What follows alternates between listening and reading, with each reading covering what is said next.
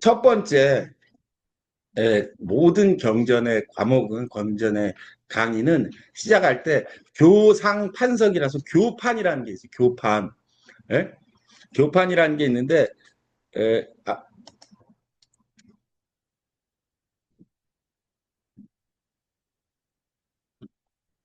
음, 여러분 잘 안 보이실 수 있으니까 크게 해가지고 봐야겠다.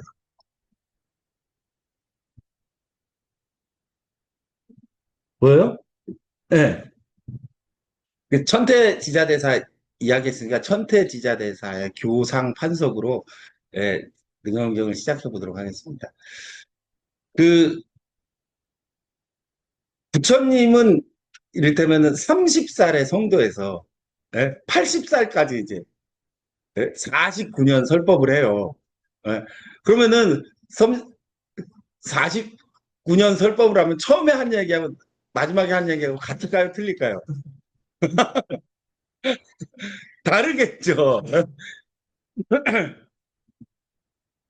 근데 이제 중국에 불경이 전래되는데 처음에 이제 그 중국의 불경이 전래될 때 최초의 세운 절이 낙양의 백마사라는 절이에요. 그 백마사라는 절은 이제 그 중국 후한 명제가 꿈을 꿨는데 꿈속에 예?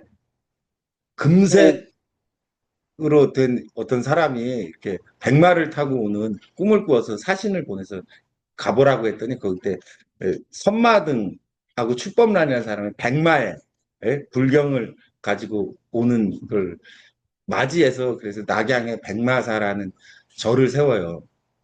음. 그때 가지고 온 경전이 이제 42장경이라는 아주 조그만 소책자 같은 것도 이렇게 쭉 있는데 그들은 이제 불경이 계속 전래되잖아요. 삼장법사도 갔다 오시고 뭐 손오공도 갔다 오고. 그런데 이 불경의 내용이 이 달라 자꾸 볼 때마다 어떨 때는 착한 일을 해야 된다 그러고 어떨 때는 착한 일 할 필요 없다 그러고 그래서 이게 보다 보니까 천태지자대사가 보다 보니까 부처님이 49년간 설법을 했는데 처음에 한 얘기와 나중에 한 얘기가 다르구나라는 걸 알았어요. 그래서 그 시기에 따라서 그 부처님께서 하신 말 불경을 챕터로 정리를 했어요. 이게 첫 번째가 아함경을 말해. 아함경. 12년 동안 얘기. 그 아함경 12년 동안 말한 아함경은 뭐냐면 야, 너 술 마시지 마. 뭐 착하게 살아야 돼. 거짓말 하지 마. 남한테 잘해줘야 돼. 착한 사람은 복을 받고 나쁜 놈은 벌을 받아. 이런 이런 이제 도덕률하는 단순한 이야기를 12년간 해. 예. 그다음에 이제 방등부 경전을 설했다는 거예요. 방등부 경전은 뭐냐면 이제 그 선인선과 악인 악과를 넘어서 이제 그 불교가 공이잖아요. 그 공을 이해하기 전에 뭐 이제 예? 이런 걸 얘기하는 거야. 세상은 뭐 공이고 무상하고 인연에 의해서 생멸하고 그 생멸법 얘기해. 그 다음에 그렇게 이제 벌써 그러면 20년 갔죠. 20년 동안 이제 그걸 얘기한 거야. 뭐 그다음에 반야부 경전을 해. 그건 뭐냐면 이제 그때부터 그 부처님께서 반야지라는 걸 공이란 무엇인가? 공을 요달해야지만 이 불교를 이해할 수 있다는 걸 얘기해요. 그 금강경 그런 게 대표적인 반야부 경전이에요. 반야부 경전은 뭐 부처님의 일생 중에 제일 오랫동안 21년간 설한 거예요. 근데 그 21년간 설한 법문이니까 사람이 제일 이해하기 어렵겠죠. 그 제가 교학을 하게 된 개인적인 인연 중에 처음에 가면 절에 가면 다 누구나 이 반야심경을 외워야 돼요. 276자야. 열심히 외우고 이제 공부도 하고 그러는데 어느 날 제가 이렇게 의문이 들었어. 이게 여러분 있잖아요. 불경을 읽으면서 의문이 든다는 거 이거 엄청난 거야. 나는 교회 안 다녀서 모르겠지만 어릴 때 제가 중학교 때 미션 스쿨 다녔는데 그 성경들 이렇게 읽다 보면 의문이 생긴다는 거 굉장한 거예요. 예. 그 불경이나 이런 거는 의문이 생기면 바로 손 들고 물어봐야 된대. 그 법연 이렇게 법연. 근데 반야신경 첫 대목이 관자재 보살이 행심 반야 바람. 관자재 보살이 깊은 반야 바람 일다를 행할 때 이렇게 돼 있어요. 아시죠? 그런데 어느 날 그걸 외우는데 의문이 든 거예요. 아니 반야 바람이 깊은 게 있고 낮은 얕은 게 있냐 이거요. 그래서 제가 모시고 있는 사람이 한국 최고의 교학 종장이라 내가 그거 물어봤어. 아, 노스님. 아니, 반야바람이면은 다 이게 반야지가 최고의 지혜인데 어떻게 깊은 놈이 있고 낮은 놈이, 얕은 놈이 있습니까? 우리 노장님 그 질문을 엄청 기뻐하셨어요. 야, 너 그거 어떻게 알았지?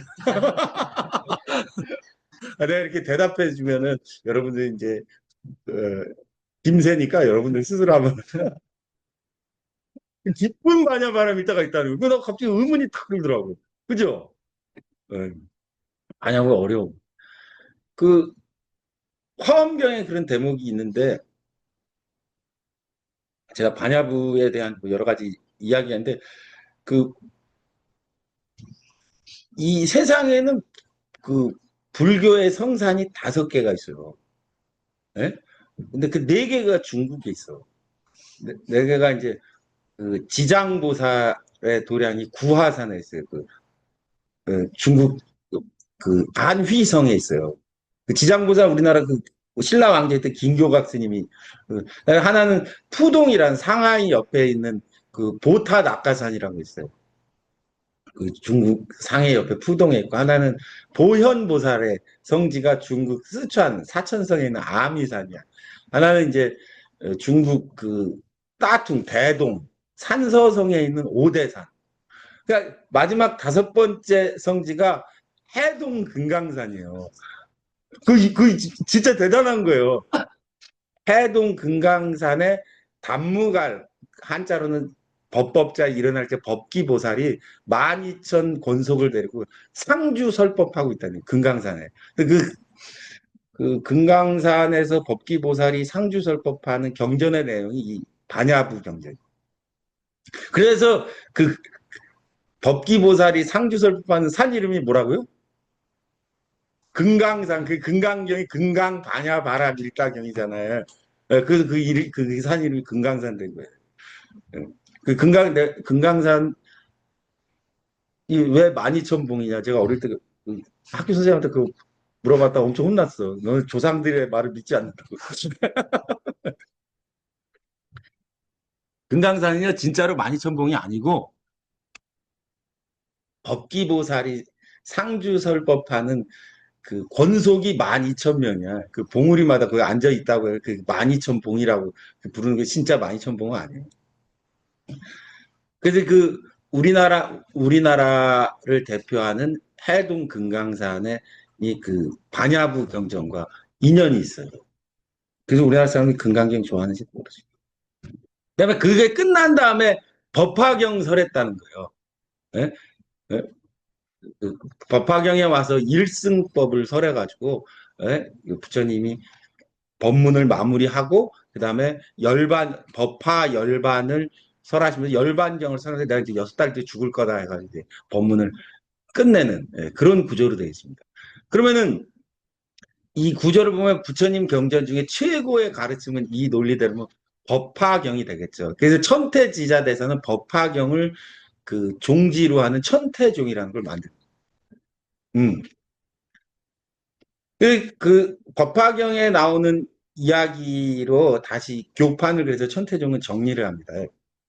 여러분 아실 거예요. 그 궁잘 비유라고. 네? 어떤 아들이 아버지 말 듣고 가출한 소년의 이야기 있어요. 가출을 했더니 아버지가 부자인데 그 가출한 아들을 이렇게 잡으러 가. 그죠? 잡으러 가가지고, 예, 그 아들을 찾아. 근데 아들이 아주 거짓골을 하고 사는데 내가 너 아버지다 그러면 아들이 놀래서 도망갈까 봐. 예? 그래서 처음에 이 사람이 주위 사람들한테 쟤를 직원으로 고용하라 그래가지고 걔를 데려다가 처음에 어디 청소를 시키잖아요. 예? 근데 이제 걔가 청소를 잘해. 그다음에 어? 집안에 왔다 갔다 하면서 이제 심부름을 시키고 예? 그다음에 심부름을 잘하니까 집에 보물이 어디 있는지 이렇게 비싼 것들 이런 게 어디 있는지 이렇게 쭉 가르쳐 줘요. 예? 그다음에 걔가 이제 다 그 집안 살림살이를 다 알아. 그러나니까 비로소 짠 내가 네 아버지다. 내가 이 가업을 물려주기 위해서 이렇게 예? 너를 20년 동안 이렇게 했다. 40년 동안 이렇게 했다 해가지고 그 가업을 물려주는데 그 법화경에 나온 궁자의 비유. 법화경에는 법화 오비 혹은 법화 오유라고 해서 5개의 비유가 나와요. 그 이제 뭐 지금 얘기한 궁자의 비유, 뭐 화성유라고 해서 그 부처님이 어딜 가는데 사람들이 이렇게 너무 힘들어. 저기 가면은 성이 있어서 쉴 수 있다고 맛있는 것도 있으니까 거기 가자. 그랬더니 갔더니 그 성은 없고 에?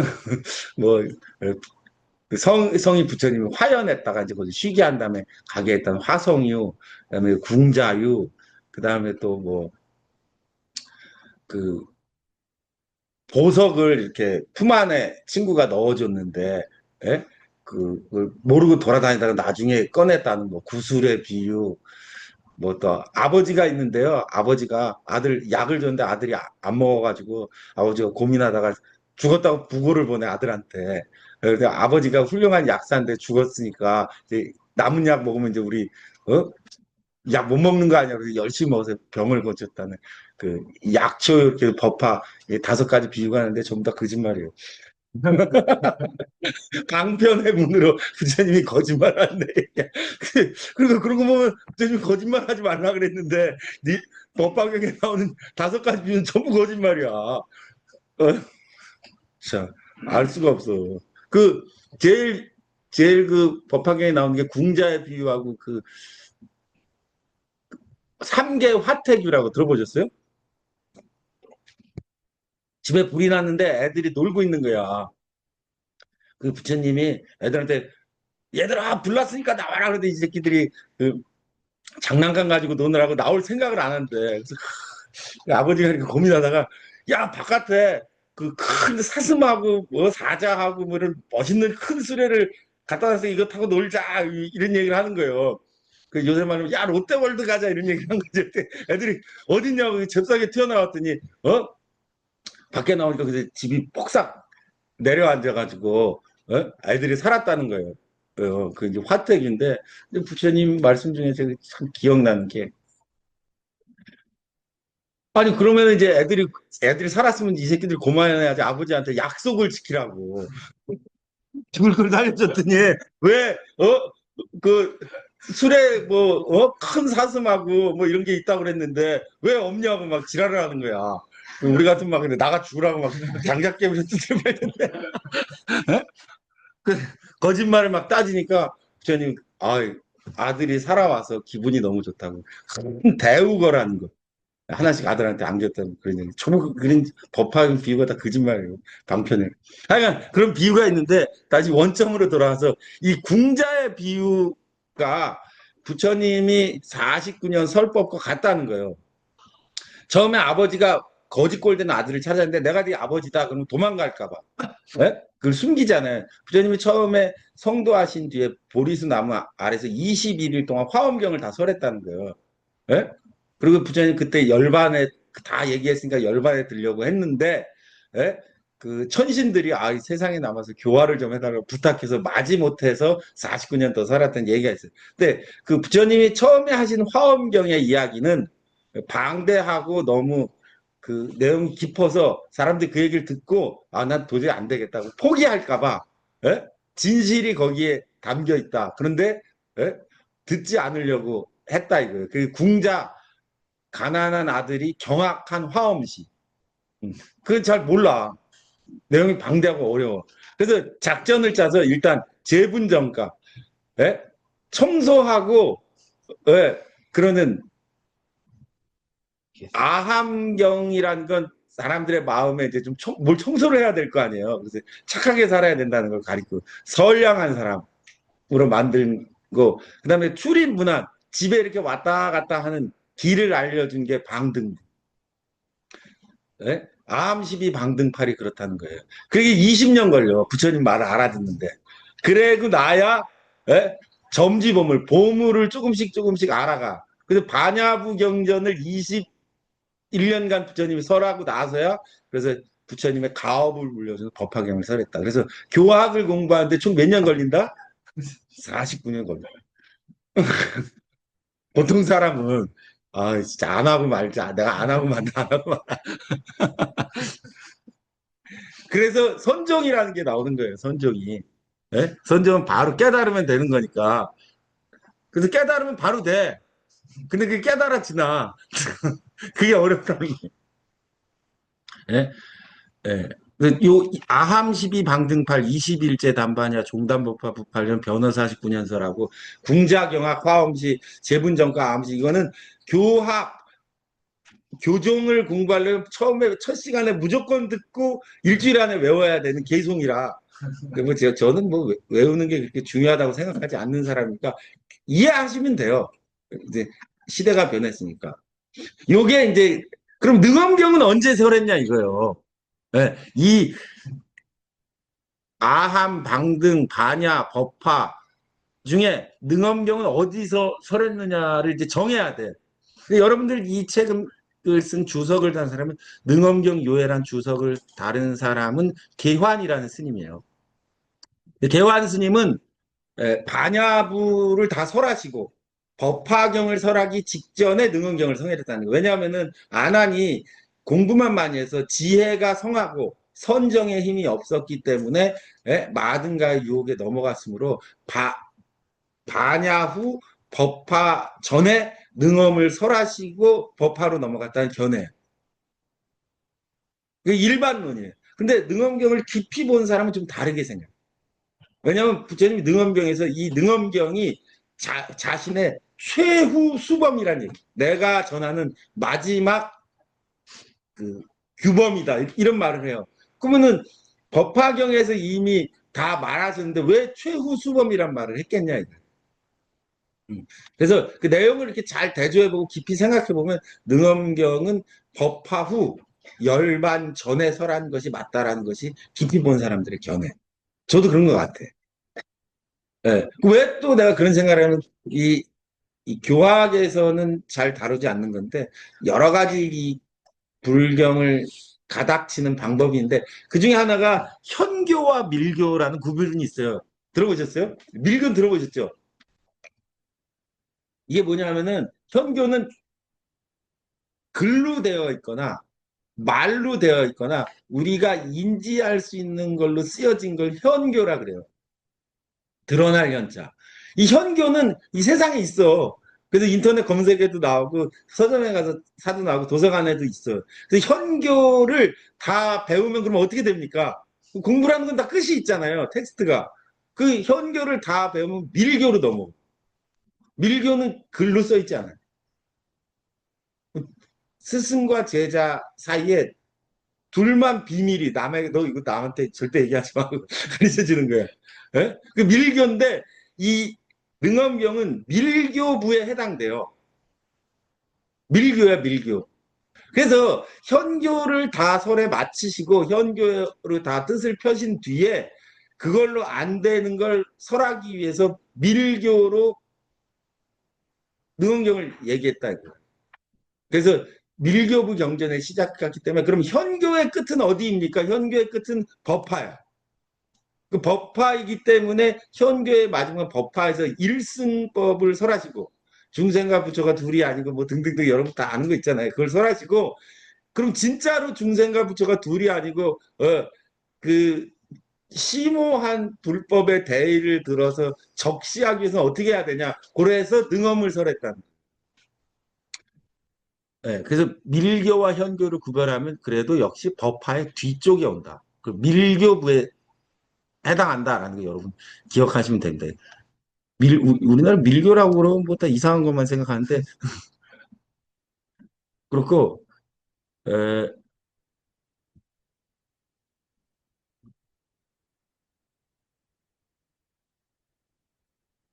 표를 제가 하나 만들었는데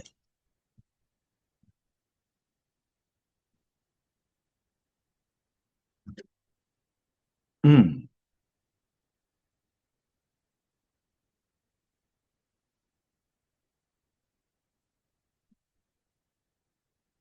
이 능엄경에 그 정식 이름은 대불정 열애미일인 수중요의 제보살 만행 수능엄경이야.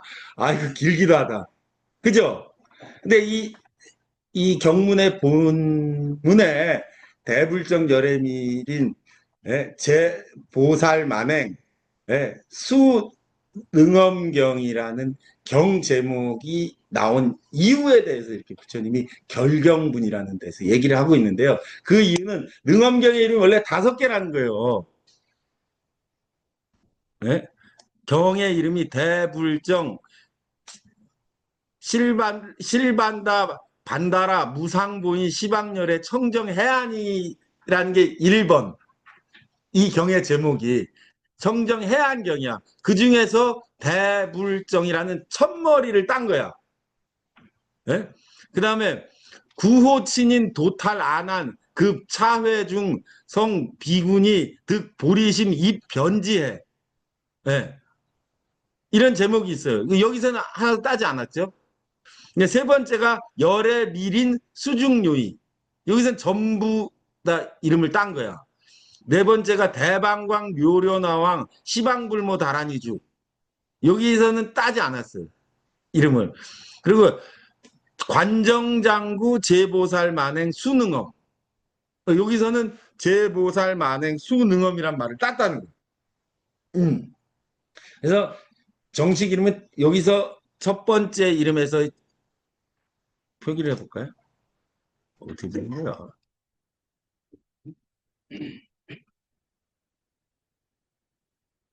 대불정, 열애밀인 수중료의 제보살 만행 수능엄이란 이름을 땄다는 거예요. 여기서 제가 그 여러 가지 이름 중에 제가 개인적으로 그 관심을 가지고 있는 건 5번째 이름인데요. 저 앞에 관정장구라는 게 나와요. 그죠? 관정이 뭔지 들어보셨어요? 관정 뭐냐면은, 부처님께서 그 제자로 친히 받아들여서 밀교에는 이 관정이 중요해요. 이 정수리에 물 부을 관자, 정수리 정자가 물을 붓거나 어떤 기운을 넣어서 이제부터 너는 그 나의 제자가 되어서 밀교를 수행할 수 있는 사람이 되게 한다. 라는 행위를 한 걸 관정이라고 해요. 사제 관계를 맺는 거예요. 부처님과 자기 혹은 스님과 자신 간의 사제 관계를 만든 걸 관정이라고. 그 관정을 받아야만 그 사람의 입실 제자가 되어서 그 수행을 할 수가 있어. 근데 이 경의 이름이 관정장구예요. 그럼 뭐예요? 그 무슨 뜻이에요?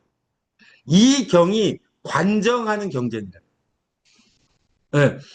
그, 여기 보지 열의 밀인 밀교를 수행하는 원인을 닦게 하는 요의, 명확한 뜻을 가진 경이다 이거예요. 그래서 능엄경을 잘 공부해 하면은 불제자가 되어서 그 진짜 불교를 할 수 있는 밀인, 열의 밀인이라고 하는데 열의 밀인을 전해주는 진짜 경제다 그런 뜻이 되는 거예요. 그래서 부처님이 이 경을 내가 전하는 최후 수범이다 이렇게 말합니다.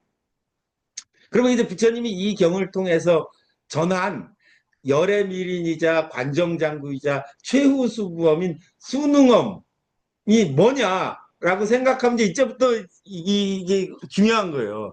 그게 사람들은 능엄신주라고 생각한다는 거야. 그래서 죽었다 깨나는 그 능엄신주를 외워. 3,800자예요. 죽어라고 외워. 외우는 사람도 많아요. 나도 도전했어요. 나는 끝내 그 마음이 맑지 못해가지고 끝내 못 외웠는데. 근데 제가 볼 때는 그게 아니야. 그게 아니라 부처님이 이 능엄경을 통해서 전하고자 했던 관정장구이자 열애미리는 능엄신주가 아니고 능엄신주는 아까 왜 외웠다고 그랬어요? 마에 빠지는 사람을 건질 때 쓰는 거야. 근데 이제 이 경전의 내용에 나오는데 상근기, 중근기, 하근기가 있어요. 능엄경을 바라보는. 예? 상근기는 이 능엄경의 설법을 듣고 예, 그 즉시 깨달아서 그날부터 수행이 되는 사람이야. 열의 미린을 깨달아. 이 경의 편제가 첫 번째가 칠처징심이라고 그랬잖아요. 마음이 어딘지 부처님 7번 물어. 그래서 여기 있습니다. A에 있습니다. B에 있습니다. C에 있습니다. D에 있는데 다 아니라 그래. 왜 묻냐? 적이 쳐들어오면 적이 어디에 있는지를 알아야 군대를 보내서 싸워서 이길 거 아니냐, 이거. 부처님 말씀이. 근데 적이 망상과 번뇌의 시작이 마음 심자와 눈목이야. 심목으로부터 기여하는데 그러면 마음이 어디 있는지를 알아야 그놈을 죽이든지 살리든지 할 거 아니냐 이거예요. 그 마음이 어디냐고 7번 물어봐. 안 하니 이제 간단히 생각하면 이렇게 대답하는데 다 아니야. 그럼 어디 있습니까? 그게 어딨냐고 이야기하는 게 2권부터야. 이거 오늘 읽었는데 1권 중간에도 나와요. 예. 그러니까 하여간 그 그걸 알아서 부처님이 마음이 어디에 있느냐고 물었을 때 그게 자기가 대답을 하고 그게 틀렸다는 지적을 받고 바로 알아들은 그 상근기야. 그래서 마음이 어디 있는지 모르면 그 증사작반이라고 그래요. 모래로 밥을 짓는다. 아무리 열심히 해도 안 된다는. 그 능엄을 배워서 딱 그 마음이 어디 있는지 알았다. 그럼 이제 그날부터 도가 닦이는 거야. 예. 그게 상근기. 중근기는 뭐 알듯 말이네. 오늘 어떤 날은 좀 아는 것 같다가 갑자기 또 시간이 지나면 또 갑자기 엉뚱한 소리 하고. 예? 그래서 그런 사람은 능엄경과 부처님 법문을 들으면서 잘 해서 예? 그걸 아는 날이 와. 그러면 그날부터 되는 거야. 그 중근기야. 상근기는 아무리 말해줘도 몰라. 그러니까 얘는 능엄신지를 배워야 돼. 그러니까 능엄경의 본 뜻은 그 능엄신지를 외운 게 아니에요. 제가 볼 때. 예, 능엄경의 그래서 설한발을 안 돼. 능엄경은 견도분, 수도분, 결경분, 뭐 조도분, 뭐 이렇게 쭉 이렇게 나오는데 견도분은 뭐냐 하면은 도가 뭔지 이론적으로 알아야 된다. 4권까지인데 그 견도분이 끝나고 나면 이제 도가 뭔지 알았으니까 그걸 닦으면 돼. 그 수도분이. 그 저는 이제 그 능엄경 그래서 수도분은 각자 읽으면 돼. 예. 그 수도분은 이제 25 원통장이라고 그래가지고 원통에 이르는 25가지 방법을 이제 얘기하기도 하고 이제 능엄신주도 나오고 그러는데 그중에 이제 그 수도분은 자기가 직접 하면 돼. 그 수도분의 하나가 이제 제가 가끔 그 얘기한 그 침향 그는 비근 원통이고 관세음보살을 외우는 연불 그런 거 이제 연불은 이제 소리로 하는 거고 뭐 이렇게 여러 가지가 있습니다. 그래서 능엄경이 가지고 있는 교상 판석의 위치는 예? 제가 볼 땐 법화경 뒤 그리고 밀교냐 현교냐로 보면 현교의 끝 그리고 밀교에 해당한다는 걸 알아요. 그래서 이 능엄경이 세상에 없어지면 안 된대. 예? 그 엄청 그래서 이 중요하게 생각하는 경전이에요. 옛날부터.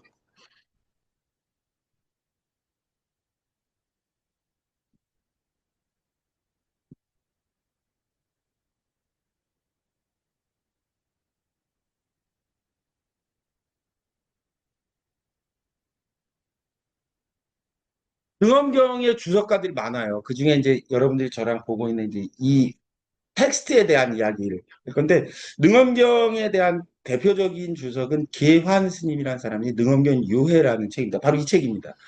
계환 스님은 능엄경 요해인데 계환 스님이 그 교종의 대표적인 그 당나라 때 사람으로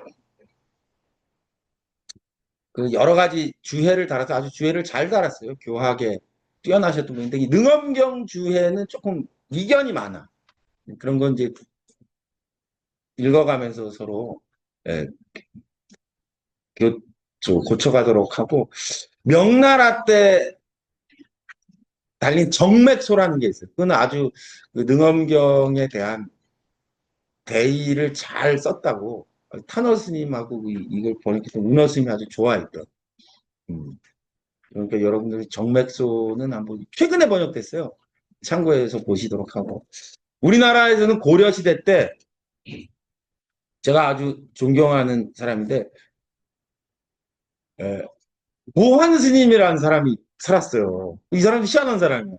근데 그 계환 스님의 능엄경 소가 천하를 제패하던 시절에 계환 스님의 주석이 잘못됐다고 해가지고 조그만 고려에 있는 보환 스님이라는 사람이 이거를 고쳤어. 고치고 새로 썼어. 그 자기가 죽은 다음에 다시 태어나서 해동에 다시 태어나서 내가 못한 거를 완수하겠다고 그럴 때 죽은 사람. 능엄경 환의 삼복이라는 예, 책을 지었어요. 예. 그 다음에 이제 능엄경 주석으로 그 있는 게그 개운조사라는 사람이 한국에 또 있어. 그 갑자기 또 신선술에 정통해가지고 한국 최대 전설의 고향에 나오실 거 아니야. 전설의 그 스님이 있는데 그 개운조사가 능엄경에 아주 그 대단하신 그 수행을 하셨다고 그러고 그 주석도 하나 뭐 남겼어요. 그 이름이 보안 스님의 환의 삼복이랑 비슷해. 예. 뭐 근데 제가 읽어보니까 환의 삼복이랑은 좀 다르더라고. 그 개운조사의 능엄경 있으니까 그 돌을 열심히 닦고 싶은 분은 개운조사의 책을 한번 보시고 아주 인상적이었어요. 그 개운조사가 그 대구 옆에 비슬산이라고 있어요. 가보셨어요? 네.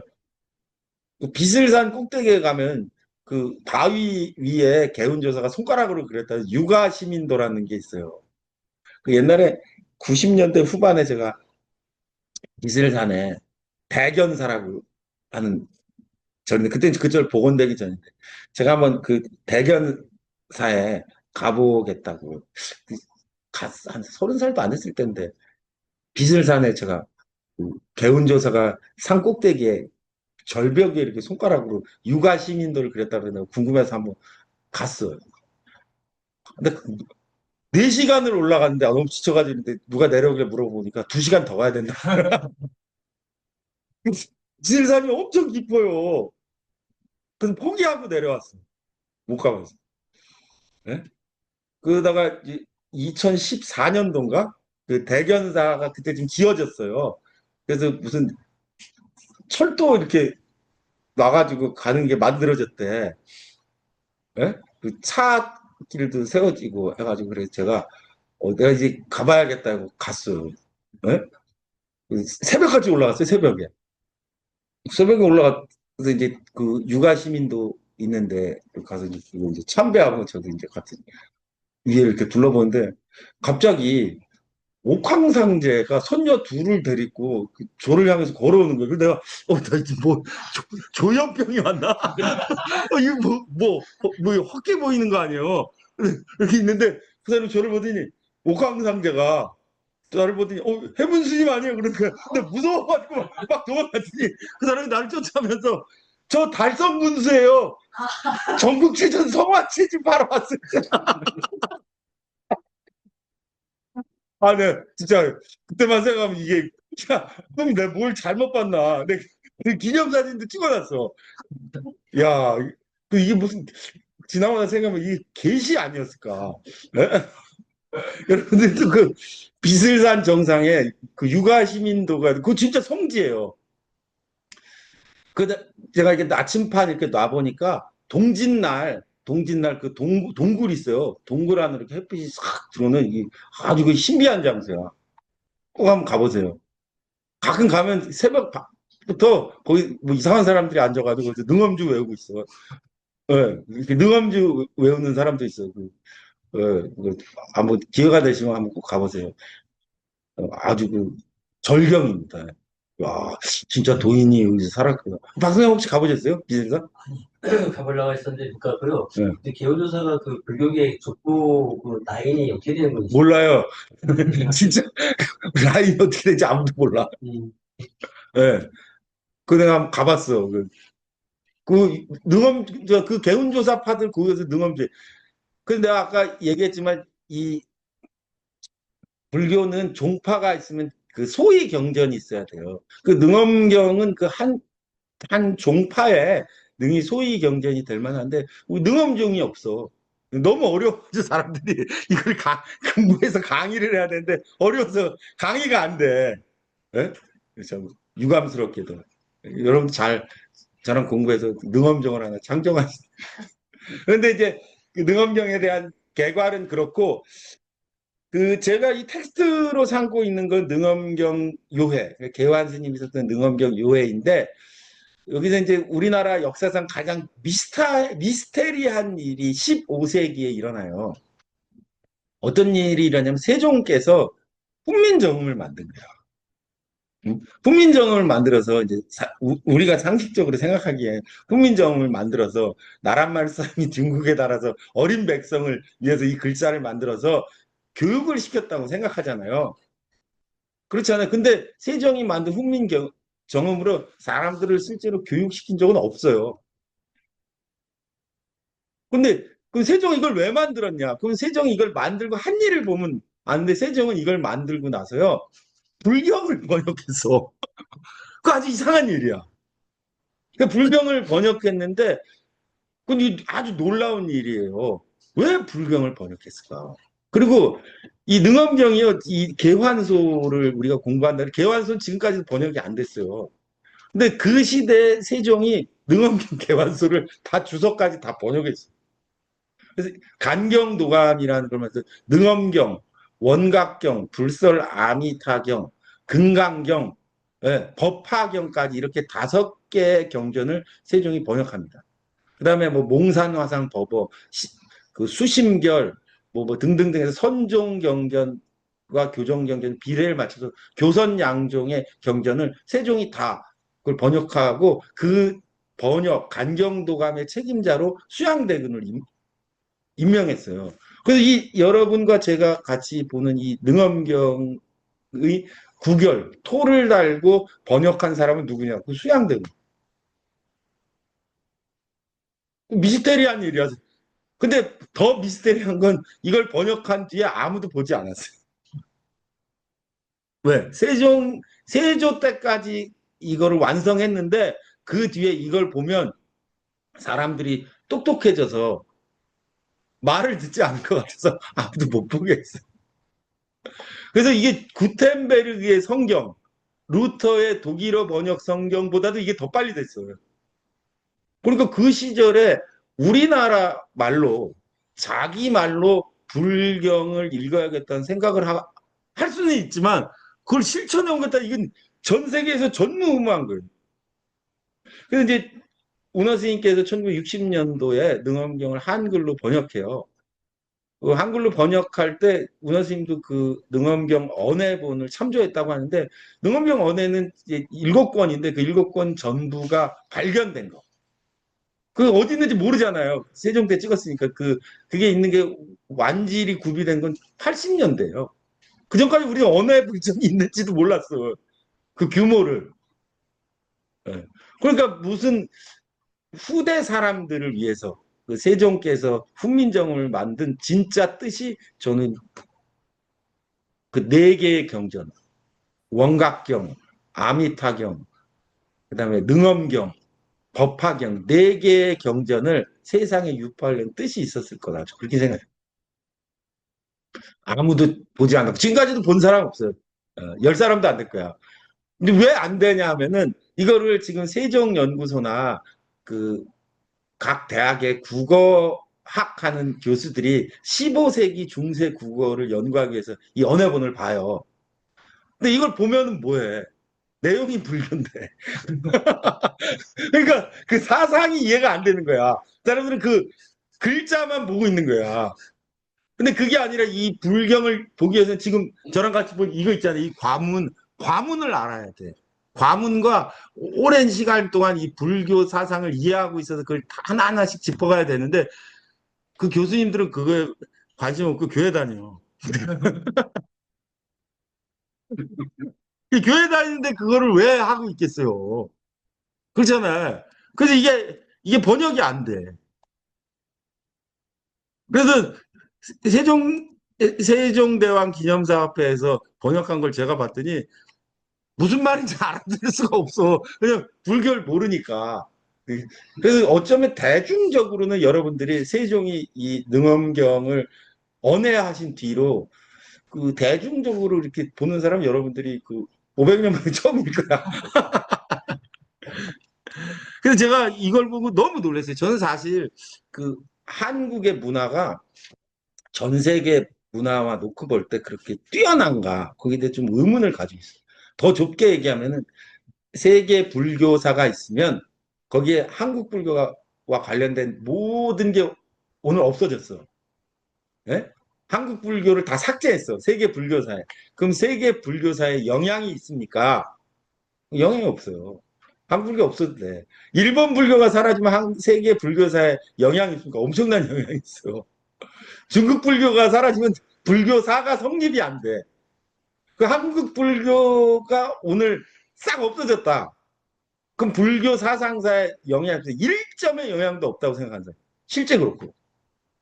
그런데 이 언해 불전이라는 거는 이거는 어마어마한 세계 불교사의 어마어마. 자기네 나라 말로 이걸 완전히 바꿨다는 거. 그냥 이해가 안 가. 이 사람들 왜 이걸 했을까? 아무도 읽지 않는 거. 무슨 뜻이 있겠지. 여러분들이 좀 읽어보라는 뜻이 있는 거 아닐까. 이렇게 생각합니다. 예, 그보다 더 이제 자세한 내용은 이제 중간중간에 뭐 경전의 결집이라든지 뭐 이런 그 내용이 이렇게 나오면서 이야기하도록 하고 오늘은 이제 그 첫 시간이니까 구조를 이제 여러분들에게 말씀드려 지금 여러분들 보신 것처럼 능엄경은 이렇게 능엄경 요에는 능엄경 서문이 있고 처음엔 초는 통속 경제라고 해서 경의 제목을 해석하고 해제가 먼저 난다. 모든 경전은. 근데 그 제가 그 여러분들 가지고 계신 교재에는 썼어요. 해제에 대해서. 근데 그걸 다 하면 여러분들 불경을 처음 본 사람이 내가 해제를 강의하면 막 머리가 깨져서 이제 내일부터 안 나올 거야. 그래서 그걸 하지 않고 해제가 먼저 나온다. 그 해제에 내면 경의 제목을 해석하고 그다음에 제가 아까 얘기한 교상 판석을 해. 이 경은 아함, 방등, 반야, 법화 중에 어디에 위치한다. 그래서 어디에 위치하기 때문에 이 경전의 취지는 뭐다. 예? 뭐 이런 게 나와. 예? 이제 그런 게 있고 나서 이제 본문으로 가는데 본문으로 가면 정석 경문, 예. 개석과가 셋인데 하나는 통석 경제고 두 번째는 통석 과판, 과경 판석 하는 거고 세 번째가 정석. 이제부터 경문을 얘기하는데 경문을 얘기하는 데는 세 개. 서분, 정종분, 유통분 세 개가 있다는 거예요. 서분 모든 불경은 서분과 유통분이 똑같아요. 서분은 여시아문 일시불 제사위고 뭐 있잖아요. 여시아문. 예? 유통분은 이 말씀을 듣고 천인과 아수라가 개대시 환희 다 기뻐서 신수봉행하고 돌아갔다로 끝나. 정종분이 그러니까 부처님이 말하고자 하는 핵심이죠. 자, 이제 서분인데 초는 서분인데 서분에는 두 개가 있으니 하나는 증신서와 발기서다. 증신서는 뭐냐면 첫 번째 부처님 얘기할 때 육성치라는 게 나와요. 예, 똑같아. 언제 어디서 예, 이 법을 서 여시암 일시불 제사위국 사위국에서 고도원에서 비구 1250인과 함께 뭐 이렇게 일단 그 6개의 대목이 있거든요. 그거를 말하는 거. 발기서는 그 경전마다 틀린데 이 경을 설하게 되는 사건이 있어요. 예? 예, 아미타경은 갑자기 부처님이 아무 사건도 없이 얘기해서 그걸 무문자설이라 그래. 묻지도 않았는데 갑자기 느닷없이 얘기를 해. 근데 이 능엄경의 발기서는 아난이 공양을 갔다가 돌아오다가 마든가의 유혹에 넘어가서 실수할 뻔한 걸 부처님이 잡아오면서부터 시작한다. 그 이제 그 사건, 그 경을 설하게 된 동기 그 발기서입니다. 예, 그래서 오늘은 첫 시간이니까 한 과목만 하니까 서분의 둘이니 증신서와 발기서고 증신서의 둘이니 초는 설법시처요 이는 법회청중이다. 설법시처에는 예, 이렇게 되는데 요 능엄사족이라는 게 이제 제가 이제 모시던 워른스님이라는 분이 그 40대 후반에 통도사에서 이제 그 강주로 계셨는데 그때 본인이 60년대, 50년대 후반 60년대 초에서 본인이 능엄경 주석을 냈어요. 그래서 제가 그 스승이 쓰신 거기 때문에 여러분들도 참고하시라고 한문과 번역을 달았으니까 제가 뭐 참고, 참고 주석 정도로 처리할 테니까 여러분들이 한번 읽어보시면 됩니다. 자, 그럼 읽어보겠습니다. 첫 대목, 예, 여시아문, 이 같음을 내 듣자오니, 한때, 일시불, 한때, 부처께서, 신라벌성, 언해보는요, 이렇게, 신라벌성, 이렇게 돼 있잖아요? 그 뭐냐면, 요 밑에 있는 이응 이거 있잖아요. 이건 발음을 안 해. 예, 고어는. 초성, 중성, 종성 중에 한자의 마지막 이응은 음가가 없습니다. 그래서 신라벌성 기환정사에 계셔. 어디 읽을만 하시죠? 이게 내 생각에 이거를 해야 돼. 이거 있잖아요. 언어보는요. 외국인은 죽었다 깨어도 안 돼. 초중고 여기서 나온 사람은 못 읽어. 미묘한 어감이 다 캐치되는 사람을 보면 이 가톰을 내 듣자오니 한때 일시 불 부채가 신라벌성 기환정세에 계셔. 바로 이해가 돼. 이때 세종이 국민정음 만들었을 때는 띄어쓰기고 뭐 맞춤법 이런 거 없어. 예, 그냥 소리 나는 대로 쓴 거예요. 그죠? 예. 그, 예, 이게 이제, 예, 보세요. 원문이 이렇게 돼 있죠. 여시를 아문하오니, 예, 일시에 불이 제 신라벌성 기환정사 하샤. 여러분, 기미독립선 한번 보면요. 5등은 자야, 조선의 도시. 무슨 말인지 알아들을 수가 없어요. 옛날 사람들은 한문을 풀어줄 때 딱 거기까지만 하는 게 번역이라고 생각했어요. 그래서 세종 때도 수양대군이 이걸 다 했다는 거예요. 여시아문 일시불 제 신라벌성 기환정사라고 할 때 요거를 여시를 아문하사오니 일시의 불이 제 신라벌성 기환정사 하샤 하면 이게 번역된 걸로 생각했다는 거예요. 근데 이걸로 번역이 돼요? 제가 무슨 소리 하는 거야. 예? 근데 세종이 하나 더 들어가서 얘를 이렇게 하라고 했다는 거예요. 예. 그럼 번역 잘 됐잖아요. 요게 현대문이. 그죠? 음.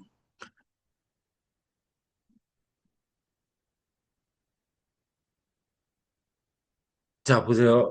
이거는 계완 스님의 주석입니다.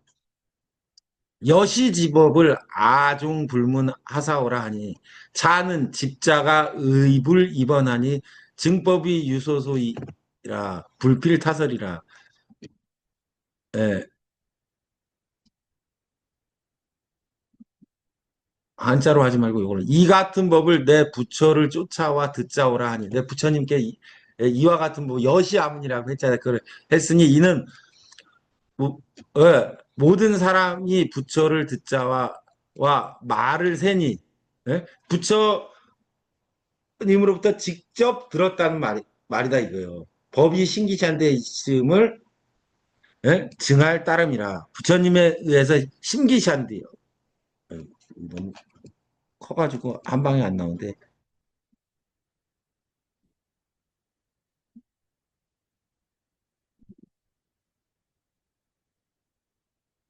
이렇게 하면 좀 잘 보이려나? 음,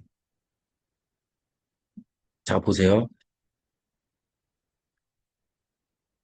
여시지법을 이 같은 법을 아종불문 내 부처를 조차와 듣자오라 하니 차는 이는 집자가 못 올 사람은 뭐예요? 못 왔다 이거예요. 그죠? 네. 못 올 사람이 부처를 붙잡아 의불 입원 부처의 의지에서 의지한 게 붙잡는 거잖아요. 그죠? 부처를 부자와 말을 세니, 말을 세웠다, 말을 세웠다 이거예요. 말을 세니. 그죠? 법이 신기시한데, 징법이, 법을 신기시한데, 이게 이제 입증하는 것이 있음을, 이시옴을 징할 따람이라, 유소수이이라, 있음을 증명할 따람이라.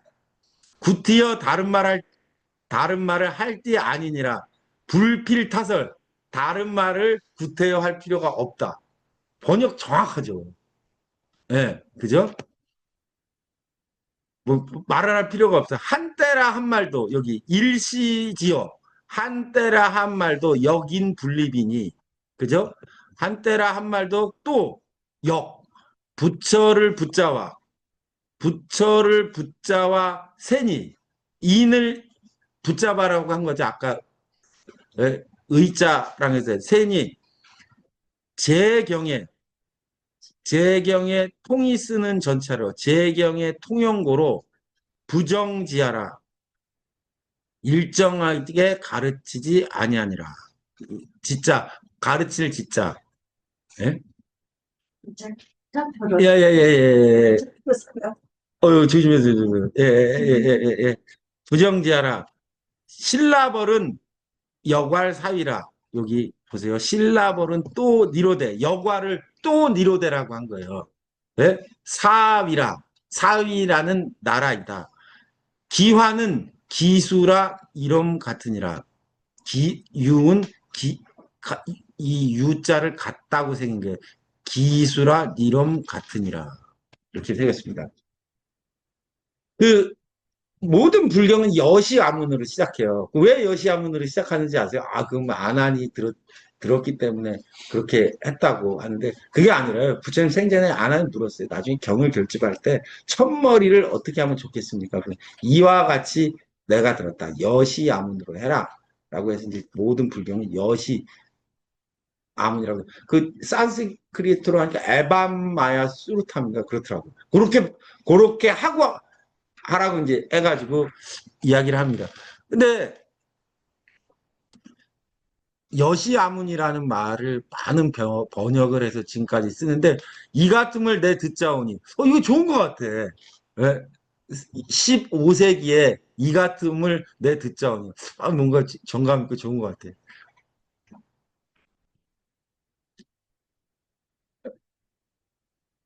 요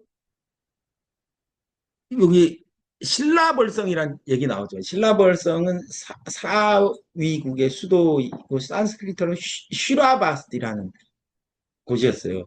그 슈라바스티인데 한자로 신라벌성이라고 했는데 이 신라벌이 설화벌이 되는 거예요. 신라라는 이름이 이거예요.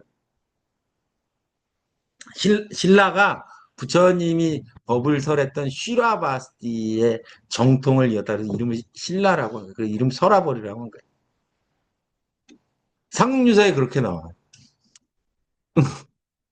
그런데 이제 지금의 역사학자들 아니래. 설화벌은 서경 말기다. 서울에 고도를 그게 아니라 신라벌성 맞아요.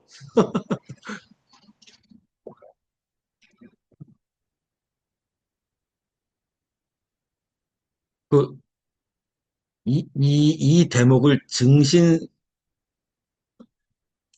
하는데 요 능엄사적 잠깐 보이죠. 지금 우리가 얘기한 걸 증할 진짜 믿을 진짜 증신서라고 하는데요. 증신서라고 이제 하는데 그 증신서에는 여시아문 응? 이란 말을 하는데 여기서 어떤 놈이 질문을 했다 이거예요. 네? 요걸 이제 자기가 어른 선생님이 많이 공부도 하셔서 다른 데 인용도 하시고 자기가 스스로 자문자답해가지고 쓰는데 그래서 이제 예, 질문이 재밌어. 문 불법은 무학언을 어찌 첫머리에 아문이라는 단어가 나왔냐는 거야. 예, 부처님은 말씀하실 때마다 무아를 얘기하셨는데 어떻게 첫 대목에 내가 들었냐는 얘기가 나올 수가 있냐. 음. 그리고 저희가 또 여기다 답을 써놨어. 차즉 가립 아오나. 내가 없으면 세상이 없어요. 가짜로 나를 세워서 남에게 상대한 거다 이거. 예? 그런 것이 비실나 진짜 나라는 말을 한 건 아니다. 음. 에이, 이거는 뭐, 한, 뭐라고 했지? 재단 비슷한, 한, 이야기, 웃긴 얘기로 한 건가? 이렇게, 노스님의 재기가 또 과하셔가지고 한 소리가 있는 얘기인데, 그건 모르겠지만, 원래 이제, 그 취지는 제가 아까 그랬죠. 부처님께서 법을 설하실 때는 첫머리를 여시아문이라고 해요. 에반마야 수르탐으로 하라고 했고, 외도의 경전은 다 아웅이라는 말로 시작한대요. 난 산스크리트를 모르기 때문에 진짜 그런지는 알 수 없지만 경전에 그렇게 써 있어요. 근데 이제 그 부처님 돌아가시고 나서 병을 결집해요. 부처님이 돌아가시고 나서 이제 필발라불에 모여서 부처님의 그 제자 중에 가섭 제자, 가섭이 이제 상수가 되어서 아난이 부처님께 들은 법문을 외워내는데 거기서 세 가지 의문이 생겼다는 거예요. 아난이 법문을 설하는 걸 보고. 그 첫 번째 질문이 저 아난 제가 저렇게 어떻게 저렇게 어, 법을 유창하게 설하냐 이거예요. 그래서 사람들이 첫 번째 혹시 세존이 돌아가신 세존께서 다시 아난의 모습을 하고 나타나셔서 법을 설하는 게 아닌가 하는 의문이 들었다는 거예요. 두 번째는 저 아난이 제가 저렇게 심오한 얘기를 할 수가 없는데 심오한 얘기를 하고 혹시 서가모니 부처님이 아니라 다른 세계의 부처님이 와서 이 법을 설하는 것이 아닌가. 세 번째, 옛날엔 몰랐는데 오늘 아나님 말하는 걸 들으니 아나니 혹시 부처님이 아닌가 하는 세 가지 대중의 의혹이 있었다는 거예요. 그래서 아나니 이와 같이 내가 들었다라고 함으로써 내가 스스로 한 말이 아니고 들어서 한 말이라는 걸 밝힘으로써 그 의혹을 씻었다는 거예요. 그래서 그 처음에 여시아문이라고 이 같음을 이와 같음을 내 듣자오니 라는 말을 해서 이 부처님이 다시 오신 것이 아닌가. 다른 세계에 부처님이 오신 것이 아닌가. 혹은 아난이 부처님이 된 것이 아닌가 하는 의혹을 씻게 됐다는 거죠. 음.